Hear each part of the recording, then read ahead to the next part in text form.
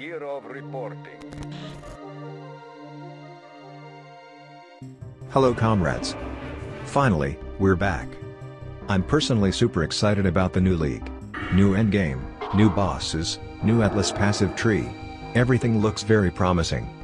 But before we started, the builds were tested by me personally, on high tier maps, every build using tabula and trash stuff. And yes, I don't want to talk about skeleton mages, toxic rain, or poison concoction.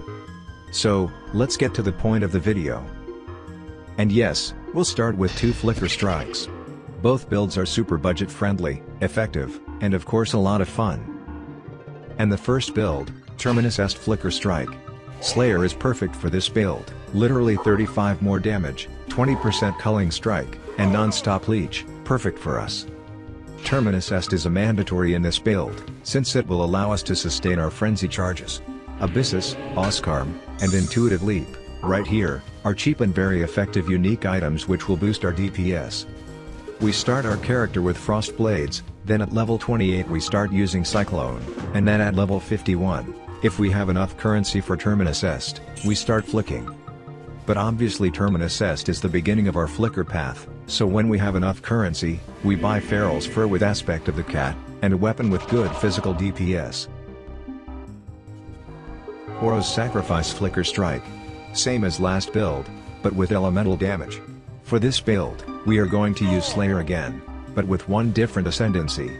Since ORO'S Sacrifice has a small base crit chance, we will use Overwhelm instead of Headsman, which gives us an absolute tons of damage. ORO'S Sacrifice, our mandatory weapon, gives us literally a 100% chance of getting Frenzy Charge on hit. We don't need Abyssus this time, we'll use Starconia Head or Devoto's Devotion instead, and, of course, we need Oscarm and Intuitive Leap in this build as well. I recommend leveling with Molten Strike, as it's perfect for our tree, until level 67, and then start flicking. Again, as in the last build, we aim to buy Feral's Fur with Aspect of the Cat, and the Oro can be replaced with Void Forge. Next build, Ignite Fireball Elementalist.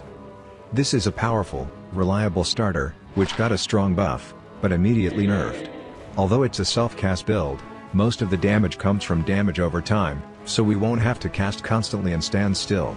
The best starter weapon for us is the Searing Touch. The best class for us will be Elementalist. Shaper of Flames will give us a 100 chance to ignite, plus 25% more ignite damage. This 2 ascendancy will give us a strong DPS boost, and of course, elemental damage shield.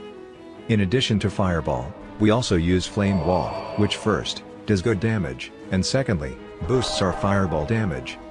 Leveling on this build is very easy. Explosive Arrow Raider. Build with probably the most satisfying leveling.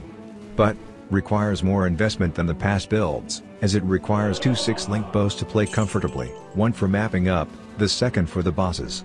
In this version I obviously only use one bow, and that is Quill Rain.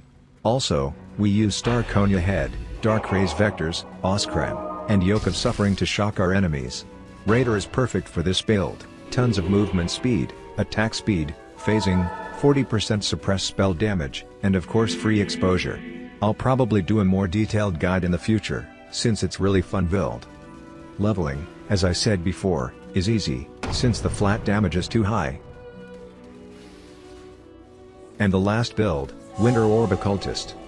Finally, one of my favorite self-cast skills got buff. Unlike other clunky self-cast skills, with Winter Orb we can move and killing monsters at the same time.